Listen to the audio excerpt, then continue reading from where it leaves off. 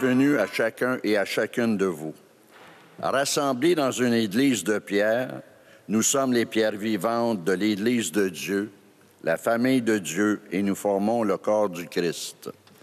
Dimanche après dimanche, en ce temps pascal, la parole de Dieu nous invite à nous rappeler ce qui fonde notre foi, c'est-à-dire notre relation au Christ vivant, notre chemin, notre vérité, notre vie qui nous conduit au Père.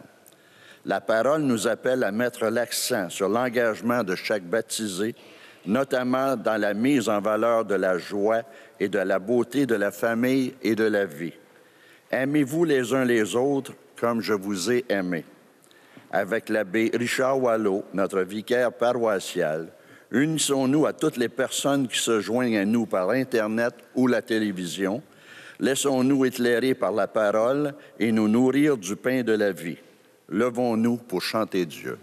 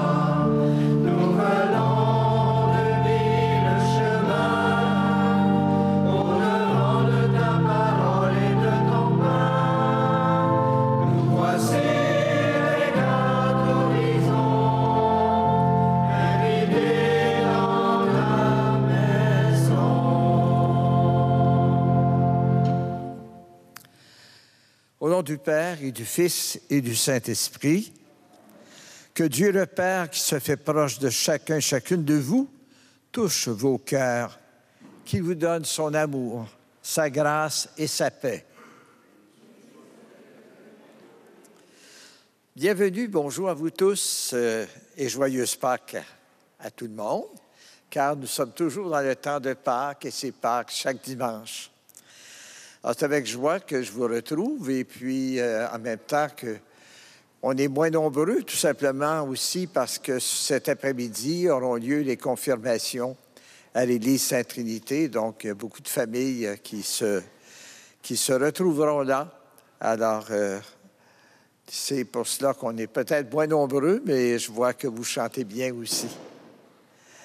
Appelés à être pierre vivante de l'Église, nous sommes ensemble la communauté fraternelle et spirituelle dont le Christ est le fondement. Reflet du Père, le Christ est le chemin, la vérité et la vie.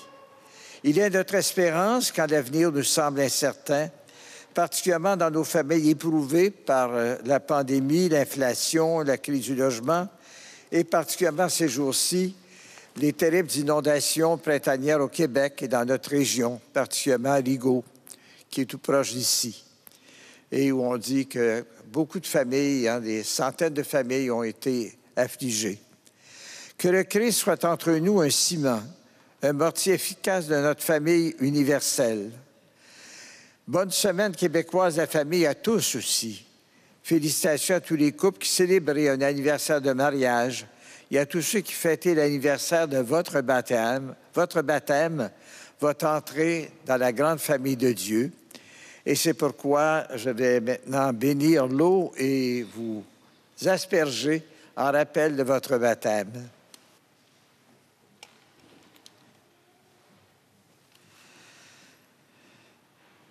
Frères bien-aimés, ces jours-ci, l'eau nous paraît davantage une malédiction qu'une création de Dieu. Demandons donc au Seigneur de bénir cette eau qu'il a créée, pourtant avec amour, et dont il nous appelle à prendre soin. Puisque nous allons en être aspergés en mémoire de notre baptême, que Dieu nous vienne en aide afin que nous demeurions fidèles à l'Esprit que nous avons reçu.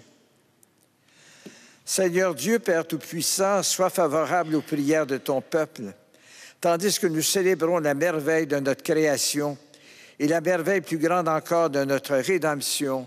Daigne bénir cette eau. Tu l'as créée pour féconder la terre et donner à nos corps fraîcheur et pureté. Et on l'admire d'ailleurs dans tous nos arbres qui se couvrent de feuilles et de fleurs. Tu en as fait aussi l'instrument de ta miséricorde, car par elle, tu as étanché notre soif de vivre. Par elle, enfin, ô sanctifié par le baptême du Christ dans le fleuve Jourdain en Palestine, tu as renouvelé notre nature pécheresse dans le bain de la nouvelle naissance. Alors, je vais un peu circuler, mais comme je suis seul, peut-être je n'atteindrai pas tout le monde, mais au moins quelques-uns qui vont avoir le privilège d'être aspergés de l'eau bénite.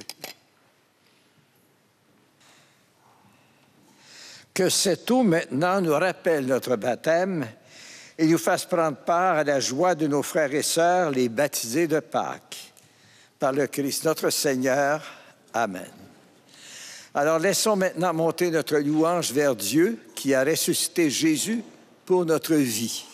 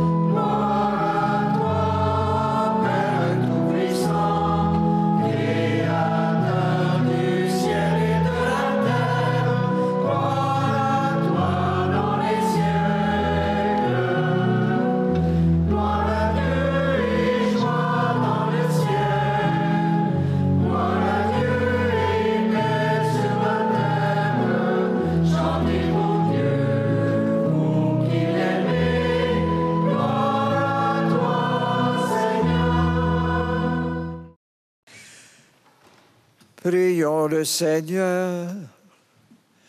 Dieu Père éternel et tout-puissant, continue d'accomplir en nous le mystère pascal. Soutiens et protège les personnes que tu as voulu renouveler dans le saint baptême. Que nous portions beaucoup de fruits et parvenions aux joies de vie éternelle. Par Jésus le Christ, notre Seigneur.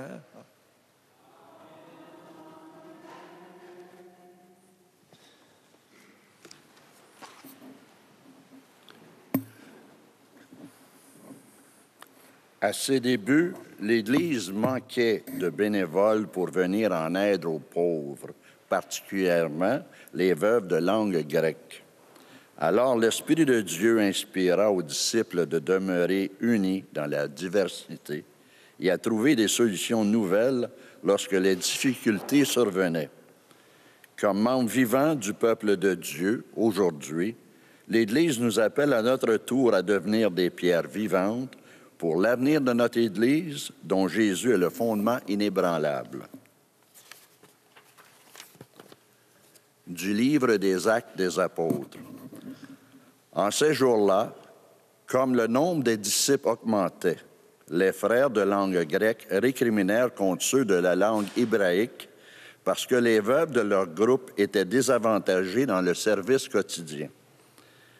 Les 12 convoquèrent alors l'ensemble des disciples et leur dirent : « Il n'est pas bon que nous délaissions la parole de Dieu pour servir aux tables. Cherchez plutôt, frères, 7 d'entre vous, des hommes qui soient estimés de tous, remplis d'Esprit Saint et de sagesse, et nous les établirons dans cette charge.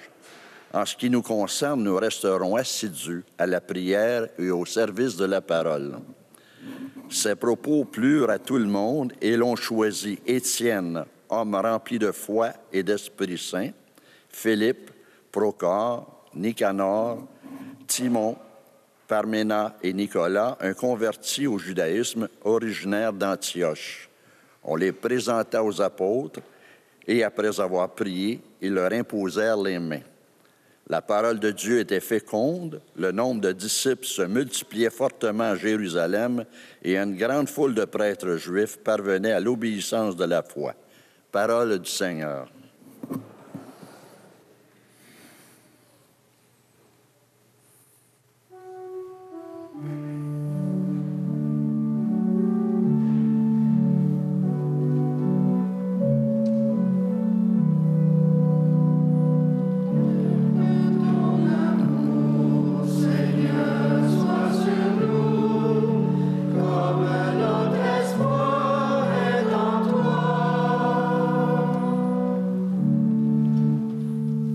Criez de joie pour le Seigneur, homme juste, homme droit, à vous la louange. Rendez grâce au Seigneur sur la cithare, jouez pour lui sur la harpe à 10 cordes. Que ton amour, Seigneur, soit sur nous, comme notre espoir est en toi. Oui, elle est droite, la parole du Seigneur. Il est fidèle en tout ce qu'il fait. Il aime le bon droit et la justice. La terre est remplie de son amour. Que ton amour, Seigneur, soit sur nous, comme notre espoir est en toi. Dieu veille sur ceux qui le craignent, qui mettent leur espoir en son amour, pour les délivrer de la mort, les garder en vie au jour de famine. Que ton amour, Seigneur, soit sur nous, comme notre espoir est en toi. De la première lettre de Saint Pierre apôtre. Bien-aimés, approchez-vous du Seigneur Jésus. Il est la pierre vivante rejetée par les hommes, mais choisie et précieuse devant Dieu. Vous aussi, comme pierre vivante, entrez dans la construction de la demeure spirituelle pour devenir le sacerdoce saint et présenter des sacrifices spirituels agréables à Dieu par Jésus-Christ. En effet, il y a ceci dans l'Écriture. Je vais poser en Sion une pierre angulaire, une pierre choisie, précieuse. Celui qui met en elle sa foi ne saurait connaître de honte. Ainsi donc, honneur à vous les croyants, mais pour ceux qui refusent de croire, il est écrit, la pierre qu'ont rejetée les bâtisseurs est devenue la pierre d'angle, une pierre d'achoppement, un rocher sur lequel on trébuche. Ils achoppent ceux qui refusent d'obéir à la parole, et c'est bien ce qui devait leur arriver. Mais vous, vous êtes une descendance choisie, un sacerdoce royal, une nation sainte, un peuple destiné au salut, pour que vous annonciez les merveilles de celui qui vous a appelés des ténèbres à son admirable lumière. Parole du Seigneur.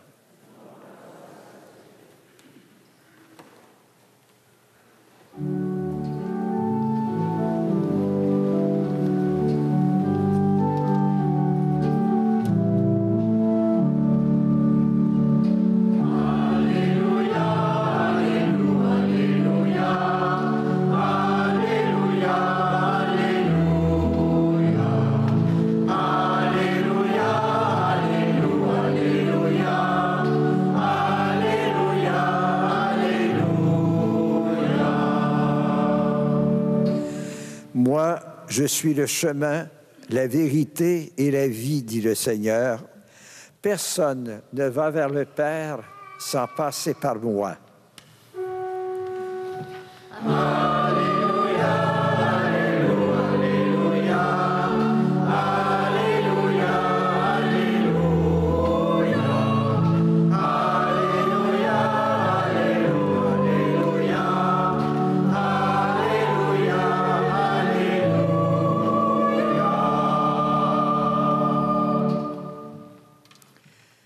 Le Seigneur soit avec vous.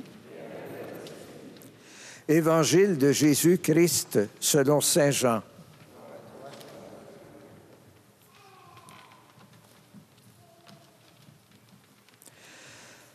En ce temps-là, Jésus disait à ses disciples, « Que votre cœur ne soit pas bouleversé.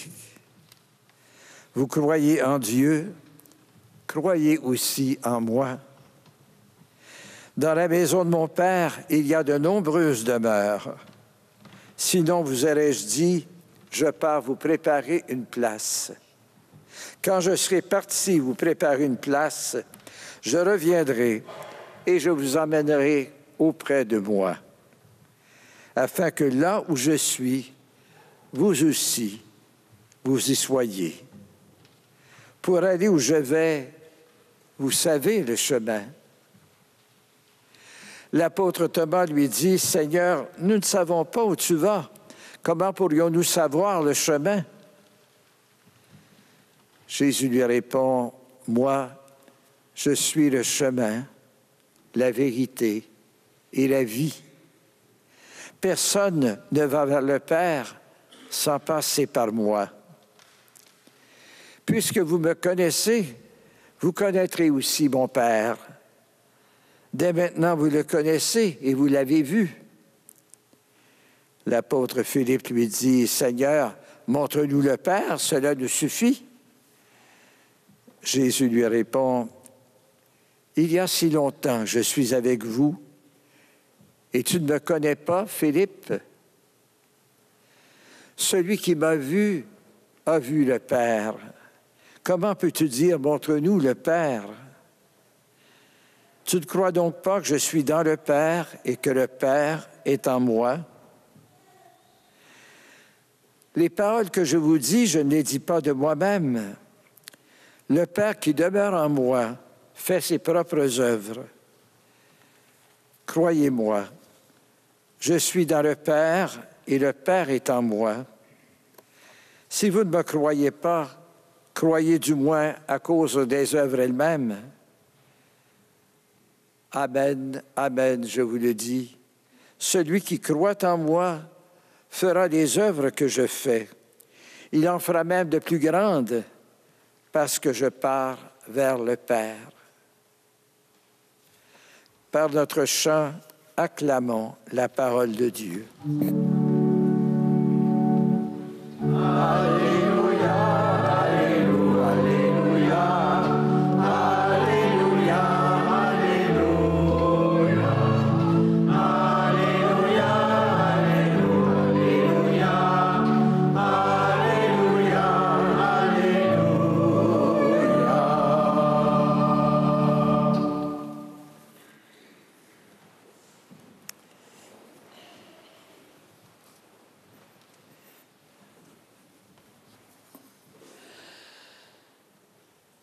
C'est une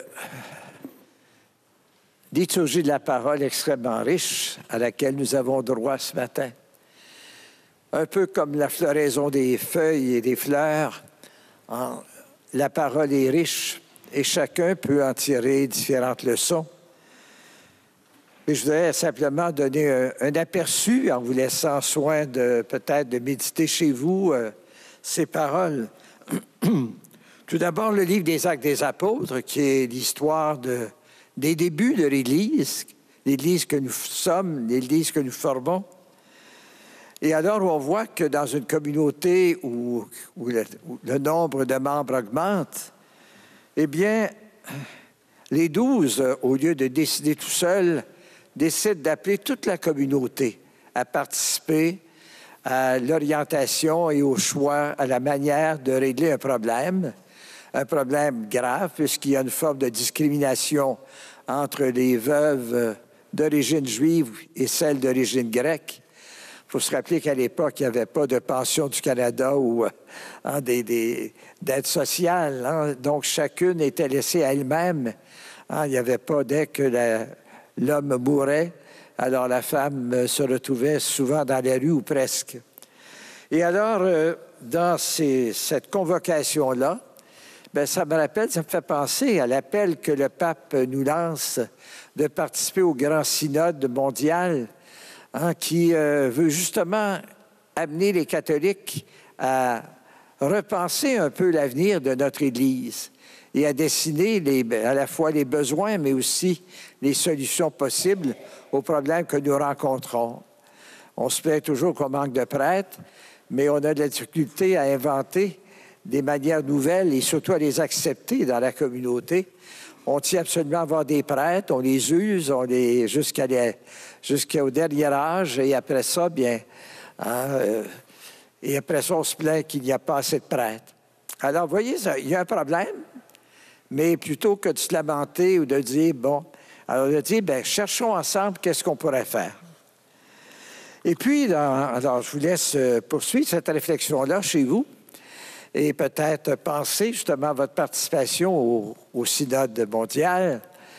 J'imagine que notre curé va nous en parler davantage dans les semaines à venir et à l'automne. La deuxième lecture, c'est extrêmement important parce qu'elle nous dit, au fond, ce que le baptême fait. L'histoire de l'Église a fait qu'à un moment donné, à cause des besoins puis du manque d'éducation, souvent des gens ordinaires, bien, on a fait comme une discrimination, c'est-à-dire que les prêtres, peu à peu, se sont vus attribuer tous les pouvoirs, toutes les responsabilités, et les laïcs sont devenus simplement des gens qui aidaient. Alors, dans la deuxième lecture, puis aussi à séparer un peu le sacré du profane, de telle manière que, moi, je pense à du monde qui me disent des fois, quand j'offre pour dire « aidez-moi pour donner la communion », ou « ah ben non, je ne peux pas toucher à ça ». Ben oui, vous pouvez toucher à ça. Hein? Vous êtes consacrés. Hein? Prenez le temps de relire cette lettre de Saint-Pierre qui dit « vous êtes devenus le sacerdoce saint ». Alors, vous autres aussi, vous êtes membres d'un peuple de prêtres.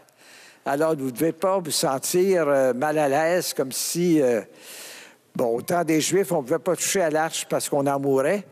Bien, à un moment donné, des gens se sont mis à mettre des péchés partout. Alors, non. Hein, quand c'est fait avec respect et avec compréhension, les laïcs qui vous offrent la communion, quelqu'un à qui on demande d'aider ou au sacristie ou de différentes manières, bien, quand c'est fait avec respect et conviction, bien, je pense que tous les baptisés, on a été consacrés. Rappelez-vous au baptême de vos enfants ou de vos petits-enfants, si vous ne vous rappelez pas du vôtre, moi non plus, mais on a tous été consacrés par le Saint-Crème. C'est pas rien, le Saint-Crème. Hier, le roi Charles a été consacré lui aussi là, comme roi, mais dès le baptême, cette consécration nous est donnée et nous permet justement de vivre un sacerdoce saint qui n'est pas d'abord dans des rituels ou des liturgies, mais qui est d'abord dans l'offrande de toute notre personne à Dieu et au service de son projet d'amour. L'Évangile, il est très, très riche aussi, car c'est au cœur de ce grand discours d'adieu que Saint Jean attribue à Jésus et qui, au fond, où Jésus nous laisse un peu son testament spirituel. Et à un moment donné, ça vaut la peine de lire en entier ce beau chapitre, ce beau sermon d'adieu à Jésus, de Jésus pour ses disciples, en disant, bien, ça couvre les 5 chapitres dans l'Évangile de Jean, chapitre 13 jusqu'à 17, mais où Jésus, au fond, transmet à la fois ses sentiments face à la mort qui vient, mais aussi face à la suite des choses. Et alors, ce qui me frappe beaucoup dans ce texte, c'est la tendresse de Jésus pour ses apôtres, pour ses disciples, pour chacun de nous, en réalité, où on ne dit pas à n'importe qui, viens demeurer chez nous. OK, vous allez recevoir des amis sur la terrasse, des choses comme ça, le patio, mais de dire à quelqu'un, viens-t'en chez nous, j'ai de la place pour toi. Peut-être que ça se fait à l'occasion justement des inondations, de dire, bien, vous êtes mal pris, mais on peut vous accueillir. Ça, c'est des choses qu'on peut faire comme croyants, comme chrétiens.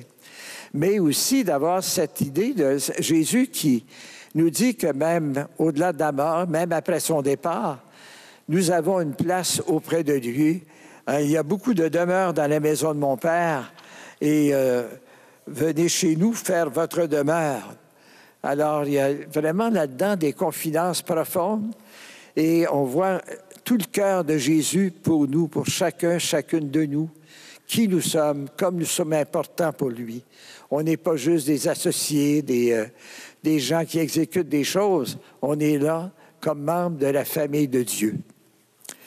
Et alors, dans la maison de mon Père, il y a de nombreuses demeures, nous dit Jésus. Je pars vous préparer une place. Souvent, cet évangile-là, d'ailleurs, je m'en inspire pour les funérailles, car c'est de dire, bien, on ne s'en va pas nulle part, on ne s'en va pas dans le néant, on ne s'en va pas dans la terre, on s'en va auprès de Dieu, où déjà notre place a été préparée.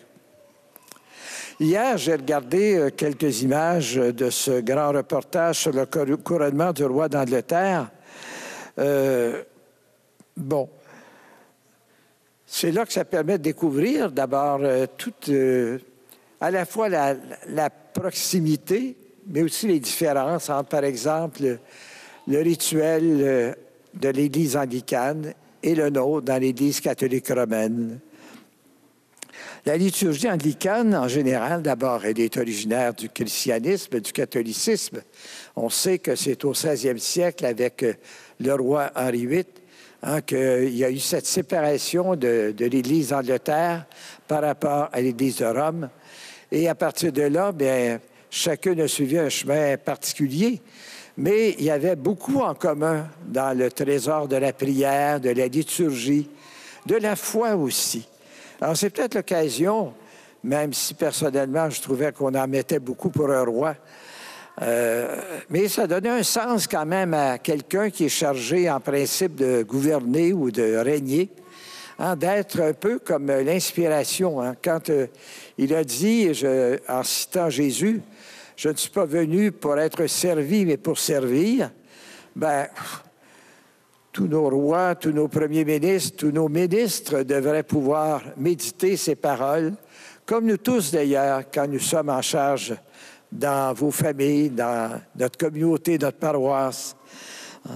Donc, une liturgie anglicane qui est très riche, proche de la nôtre, une chicane d'historiens d'Église et une certaine rigidité doctrinale empêchent souvent de reconnaître et accueillir les évêques et les prêtres ordonnés dans l'Église anglicane. Mais jusqu'à Saint Jean-Paul II, il y a eu d'énormes efforts de rapprochement entre l'Église anglicane et la nôtre. Depuis Henri VIII, donc, surtout Élisabeth Ier, l'Église d'Angleterre, ou Église anglicane, si vous préférez, est dirigée par le monarque en fonction, reine ou roi, bien qu'un grand espace d'autonomie soit accordé aux évêques et aux prêtres qui, en pratique, voient un peu à la vie de l'Église elle-même. La foi anglicane est très semblable à la nôtre pour l'essentiel, sauf pour un certain nombre de questions morales, par exemple, sur le divorce, l'accueil des homosexuels ou l'avortement. Là, il y a des positions quand même assez différentes. Deux tendances s'expriment à l'intérieur de l'Église anglicane. On voit la richesse aussi de cette communauté. Nous, on est habitués plus au style l'armée en bataille, où tout le monde marche du même pas. Être catholique, ça voulait tout dire et ça comprenait tout dès le départ. Alors que dans l'Église anglicane, il y a cette ouverture à des différences de point de vue. C'est une famille chrétienne qui partage le même credo que nous, soit d'un côté une tendance plus protestante d'influence luthérienne qui met l'accent sur la Bible, une grande liberté de conscience, mais aussi une tendance catholique qui est restée vivante, qui a conservé d'ailleurs l'essentiel de la liturgie catholique, avec des adaptations, bien sûr, et tout le bagage aussi de la langue anglaise. Évidemment, l'Église anglicane est surtout présente dans les milieux anglophones. Les membres du clergé sont mariés et dans beaucoup de pays, des femmes, mais aussi plus rarement des homosexuels, peuvent être choisis comme prêtres ou comme évêques.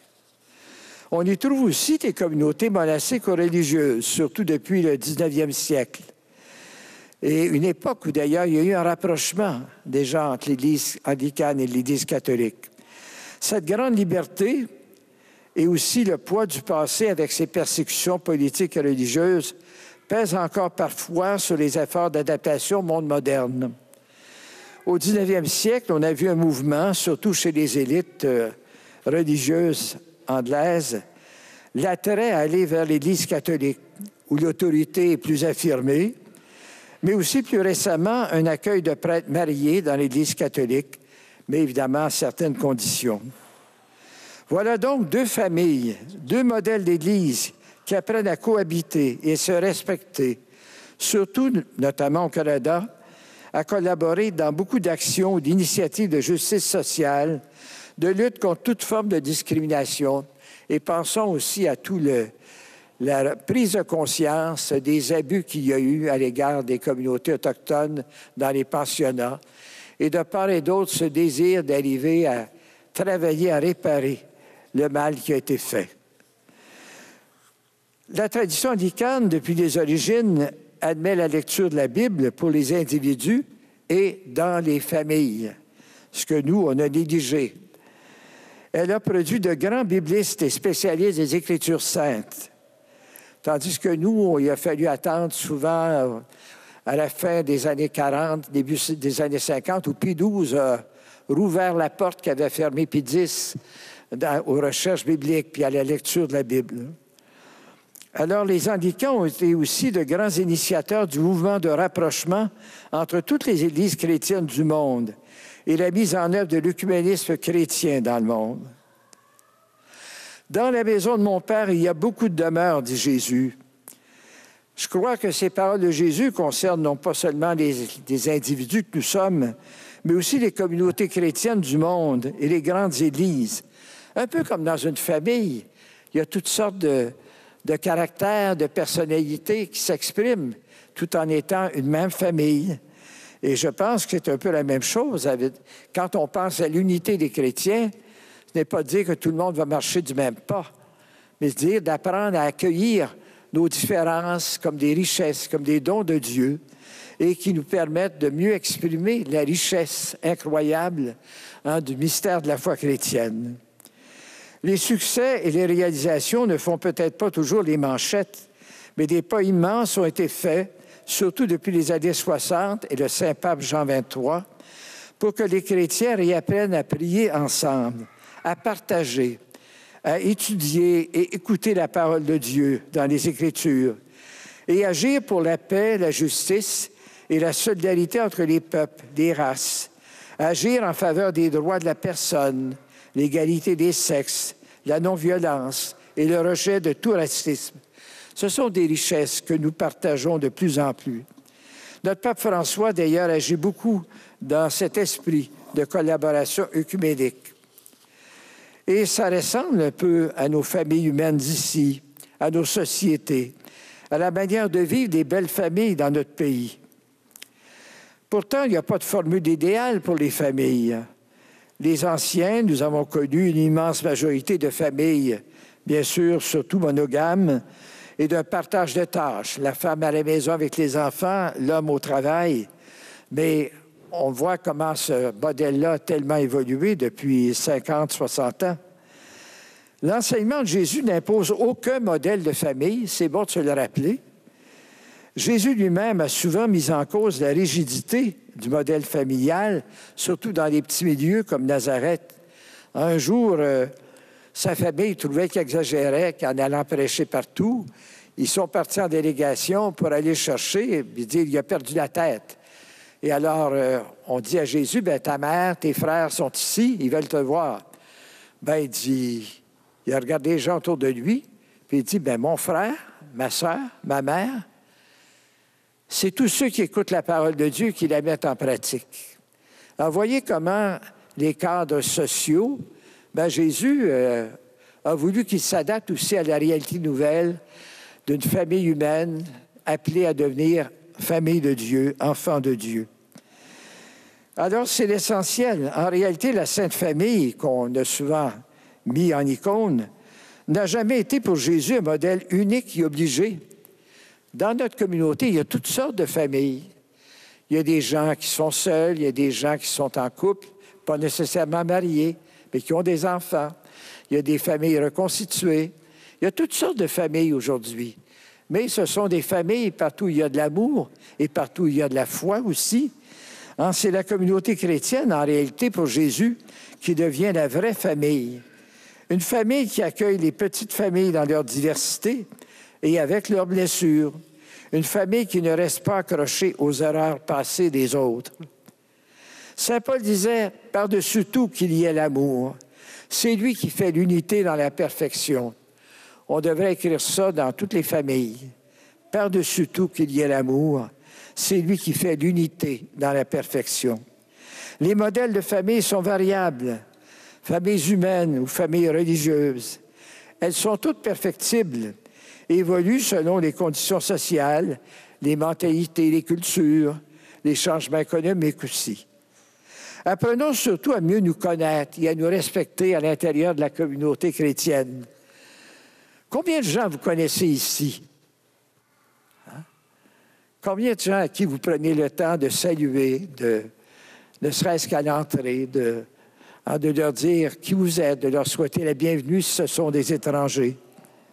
Rappelons-nous aussi le message du pape François en Hongrie la semaine dernière, où il disait « Nous avons besoin d'une Église qui parle couramment le langage de la charité. » Il n'a pas dit le langage de la politesse, il a dit le langage de la charité.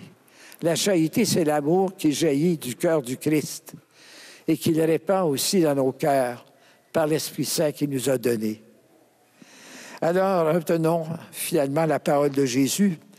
Dans la maison de mon Père, il y a de nombreuses demeures. Je pars vous préparer une place. Il y a de la place pour tout le monde, pour toutes les sortes de familles. Il y a de la place pour tous ceux qui veulent humblement accomplir la volonté de Dieu sur eux, sur elles, et élever les enfants, élever le milieu dans un esprit d'amour, dans un esprit de charité et de foi. Il n'y a pas de place pour l'égoïsme spirituel, l'isolement, la fermeture, la rigidité morale ou l'indifférence. Avançons ensemble dans la confiance mutuelle et la certitude que Dieu n'exclut personne de son amour et de sa miséricorde. Amen.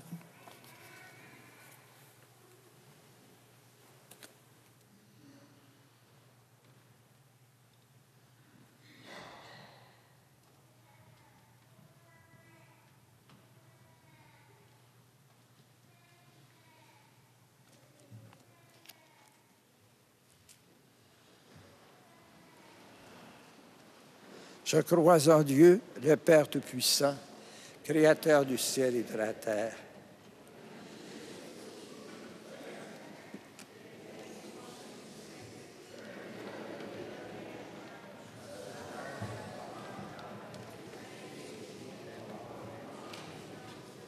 Est descendu aux enfers, le troisième jour est ressuscité des morts, est monté aux cieux, est assis à la droite de Dieu, le Père Tout-Puissant, deviendra juger les vivants et les morts. Je crois en l'Esprit Saint, à la Sainte Église catholique, à la communion des saints, à la rémission des péchés, à la résurrection de la chair, à la vie éternelle. Amen. Tournons-nous vers Dieu notre Père, qui par son Fils nous invite à bâtir avec lui un monde d'amour. Seigneur, entends et exauce notre prière. Pour le clergé et les laïcs engagés dans le renouvellement d'une Église enracinée dans la culture et la réalité du monde, qu'à travers l'expérience du synode universel, il continue à favoriser l'écoute, le dialogue et le discernement dans le but d'une réelle communion entre tous. Prions. Seigneur, entends et exauce notre prière.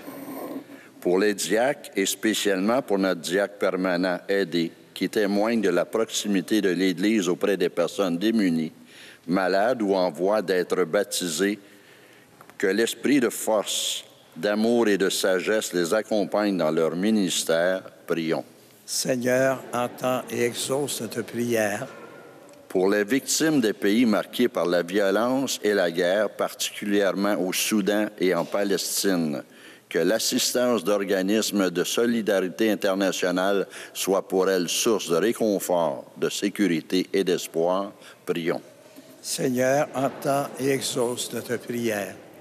Pour les personnes de notre milieu bouleversées à la suite d'une rupture de couple, d'une perte d'emploi ou de l'annonce d'une maladie grave, qu'elles découvrent dans leur entourage des pierres vivantes, pleines de bienveillance et de compassion, prions.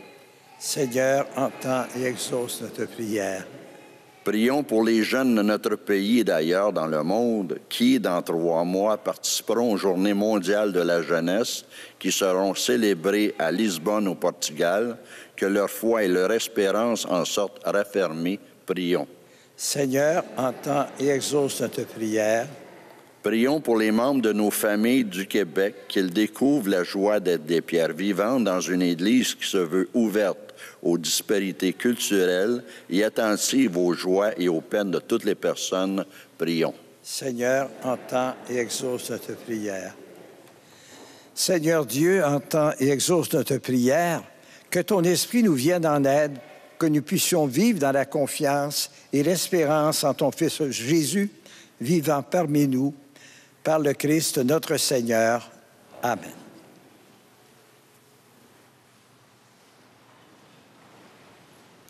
Aujourd'hui, nous porterons dans notre prière Muriel Lacombe-Charlebois, qui était décédée le 7 décembre dernier, mais pour des raisons de rassemblement familial, les funérailles auront lieu cette semaine, vendredi, le 12 mai, à 11 h, avec temps d'accueil à 10 h, à l'église Sainte-Trinité. Donc, tous les pays, bien sûr, elle était l'épouse de Raymond Charlebois, qui est membre de notre chorale et à qui nous sommes unis aussi dans ce deuil qu'il vit. Oui. Ah, OK, excusez-moi. C'est à Saint-Michel, donc. C'est ici. Désolé. Je vous signale aussi, la messe d'aujourd'hui est offerte en mémoire de Pauline Bissonnette, de Jean Barrault, de Jean-Luc Grenier, en mémoire de Lise et Gérard Dumont, en mémoire de Pauline Trudeau et en mémoire de Martine Domberé. Et hier soir, on apprenait, malheureusement pour moi, parce que ça a été un ami dans une bonne période de sa vie, le décès de Richard Trudeau, qui a été diacre permanent ici dans la paroisse. Et ça nous touche beaucoup. Il était l'époux de Louise Racine jusqu'à la séparation il y a quelques années. Alors, portons Richard dans notre prière. Il y a eu de bonnes années pendant lesquelles il a donné le meilleur de lui-même au service de notre communauté et en particulier au service des démunis et des ouvriers. Avec les parents et amis, prions ensemble au moment d'offrir le sacrifice de toute l'Église.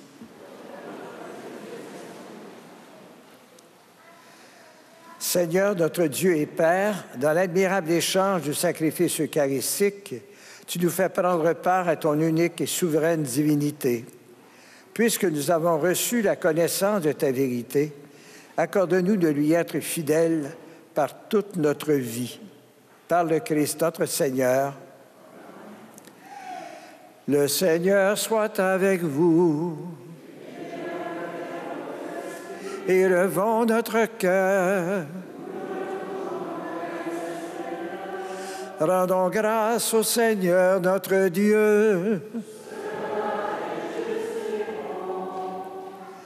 Vraiment, il est juste et bon, pour ta gloire et notre salut, de te louer, Seigneur, en tout temps, mais plus encore de te glorifier en ces jours où le Christ, notre Pâque, a été immolé. Grâce à lui, se lèvent des enfants de lumière pour une vie éternelle, et les portes du royaume des cieux s'ouvrent pour accueillir les familles de croyants de tout pays, langues et nations. C'est pourquoi la joie pascale rayonne par tout l'univers, la terre entière exulte, les puissances d'en haut et les anges dans le ciel chantent sans fin l'hymne de ta gloire.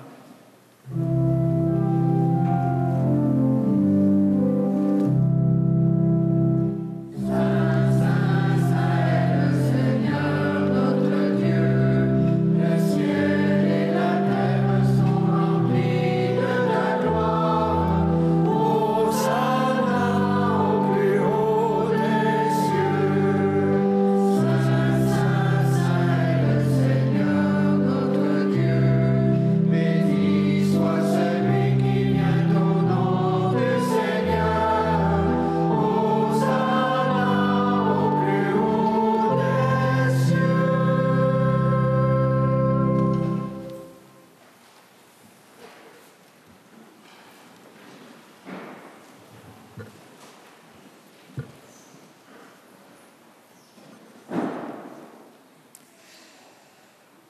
Tu es vraiment saint, Dieu de l'univers, et toute la création proclame ta louange.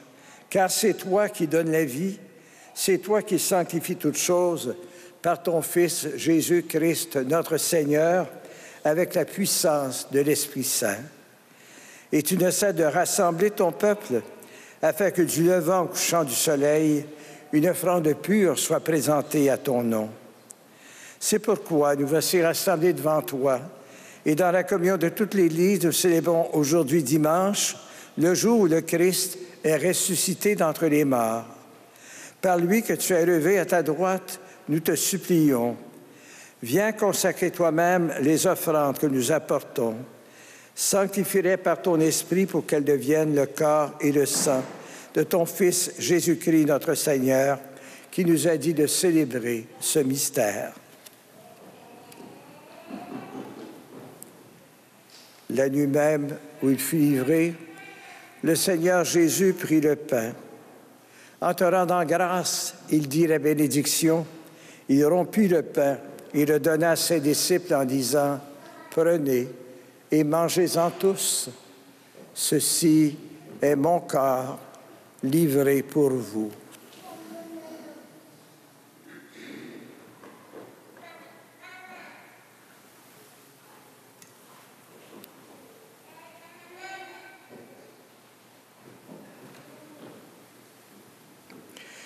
De même, après le repas, Jésus prit la coupe de vin.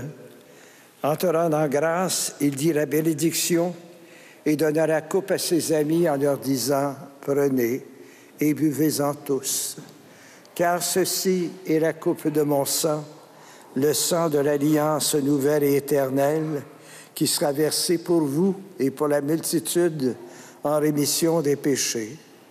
Vous ferez cela en mémoire de moi. »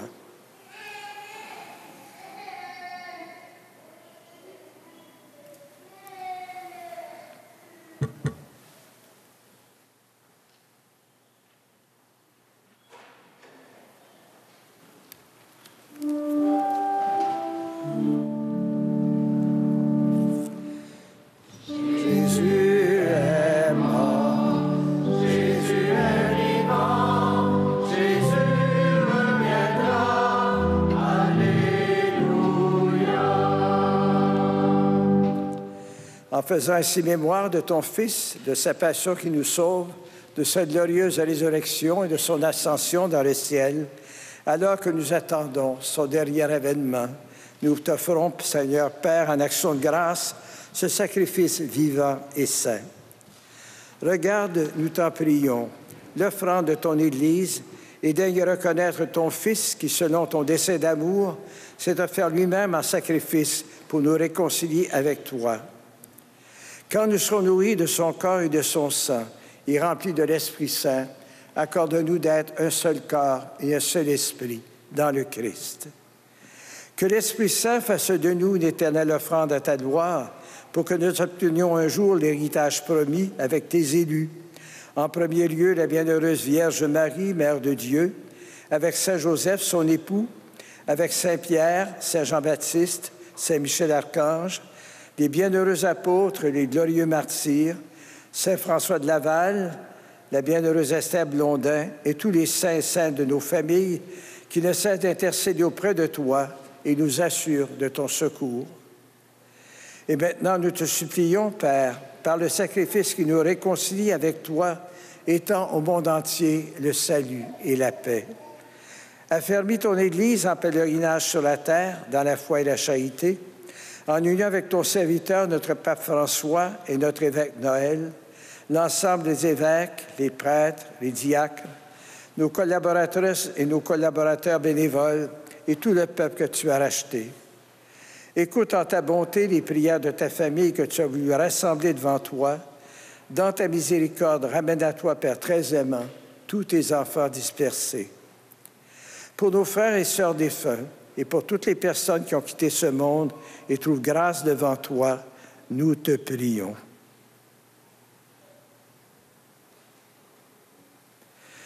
En ta bienveillance, accueille-les dans ton royaume. Nous espérons être comblés de ta gloire, tous ensemble et pour l'éternité.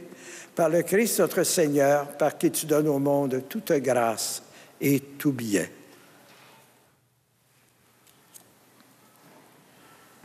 Par lui, avec lui et en lui, à toi, Dieu le Père Tout-Puissant, dans l'unité du Saint-Esprit, tout honneur et toute gloire pour les siècles des siècles.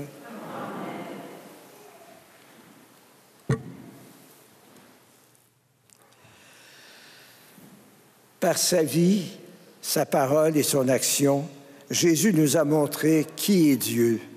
Il nous a laissé aussi une prière que nous pouvons dire avec lui et avec confiance. Notre Père qui es aux cieux, que ton nom soit sanctifié, que ton règne vienne, que ta volonté soit faite sur la terre comme au ciel. Donne-nous aujourd'hui notre pain de ce jour. Pardonne-nous nos offenses, comme nous pardonnons aussi à ceux qui nous ont offensés. Et ne nous laisse pas entrer en tentation, mais délivre-nous du mal. Car c'est à toi qu'appartiennent le règne, la puissance et la gloire pour les siècles des siècles. Seigneur Jésus-Christ, tu as dit à tes apôtres, « Je vous laisse la paix, je vous donne ma paix. » Ne regarde pas nos péchés, mais la foi de ton Église. Et pour que ta volonté s'accomplisse, donne-nous toujours cette paix et conduis-nous vers l'unité parfaite, toi qui y règnes pour les siècles des siècles. Que la paix du Seigneur soit toujours avec vous. Offrons-nous les uns aux autres la paix qui vient de Dieu.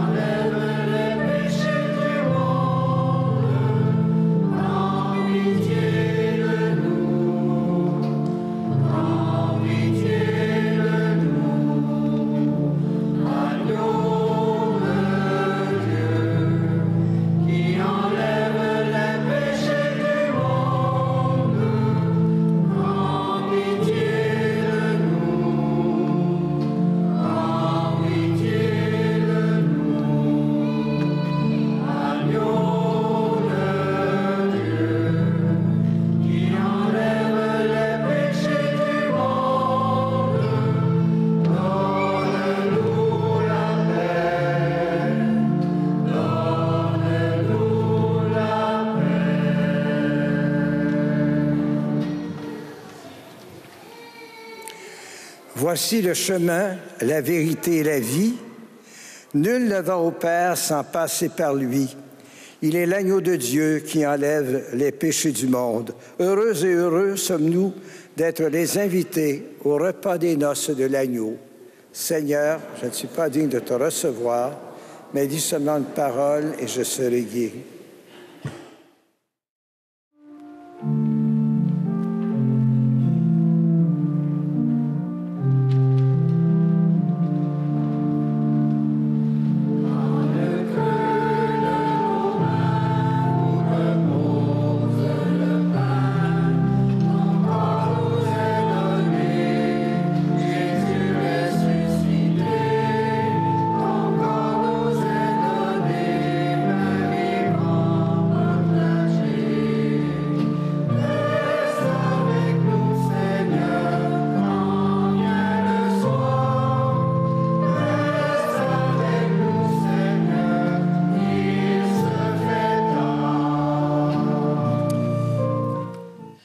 Alors, simplement vous rappeler que durant le mois de mai, tous les mercredis soirs à 19h, il y a ici à l'Église récitation du chapelet pour le mois de Marie. Cet après-midi, à Sainte-Trinité, Monseigneur Simard va confirmer 60 jeunes de la région, dont 37 sont de notre paroisse, et les autres sont notamment de l'île Perrot, mais aussi de la région. Alors, ces jeunes seront maintenant des paroissiens et paroissiennes en action. Félicitations et portons-les dans notre prière.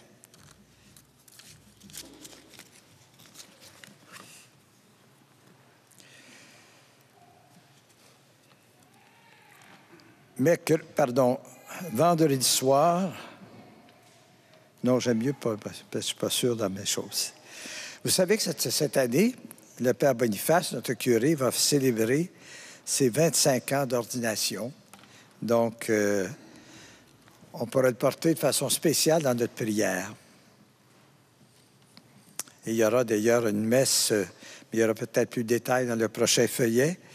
Il y aura une messe qu'on appelle les Marguerites. Vous savez que les Marguerites, c'est un mouvement qui est né dans notre diocèse. Et c'est un mouvement de prière pour les prêtres. Alors, comme dans une marguerite, il y a plusieurs pétales. Alors, normalement, il y a 7 pétales, de sorte que les personnes qui deviennent marguerites s'engagent, pas nécessairement des femmes, ça peut être des hommes, prient pour un prêtre en particulier, un jour de la semaine. Donc, alors, si jamais des gens intéressés, bien, parlez-en ici au presbytère, au curé, pourra vous guider là-dedans. Le Seigneur soit avec vous. Dans ta bienveillance, reste auprès de ta famille, nous t'en prions, Seigneur. Puisque tu nous as initiés au sacrement du royaume, fais-nous passer de ce qui est ancien à la vie nouvelle, par le Christ notre Seigneur. Le Seigneur soit avec vous. Je remercie toutes les personnes qui nous ont aidés à vivre cette célébration.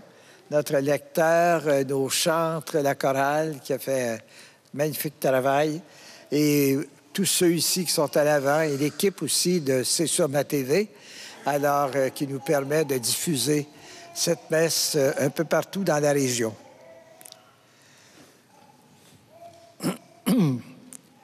Que la bénédiction de Dieu Tout-Puissant, le Père, le Fils et le Saint-Esprit descendent sur vous et demeurent toujours.